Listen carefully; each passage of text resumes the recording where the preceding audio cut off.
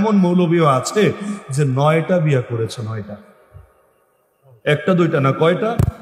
দুদিন পর পর ধরে আর ছাড়ে, ধরে আর ছাড়ে, ধরে আর ছাড়ে, আর একাধিক বিয়ের প্রতিষ্ঠান খুলে বসেছে। কারো লাগলে যোগাযোগ করবেন, এই টাইপের প্রতিষ্ঠান আর কি।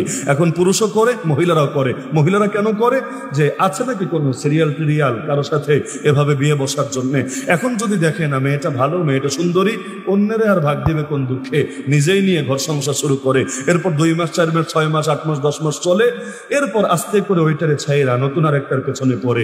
ইতিমধ্যে আগে 2 নম্বর বউ ঝামেলা করেছে, এখন 3 নম্বর বউ আদালতে মামলাও দিয়েছে। আমি খালি চিন্তা করি, এমনি নাস্তিকরা সুযোগ খোঁজে, আর এরকম মৌলবী কিছু থাকলে নাস্তিকদের সামনে মাথাই পুরো জাতির নত করে ছাড়বে। আল্লাহ বিয়েকে হালাল করেছেন, একটা পবিত্র ইবাদত, কিন্তু এটারে ফাইজলামের বিষয় আল্লাহ বানান নাই, এটাকে দায়িত্ববোধের বিষয় বানিয়েছেন। দায়িত্ব, এটাকে জাস্ট শারীরিক চাহিদা পূরণের বিষয় বানান নাই।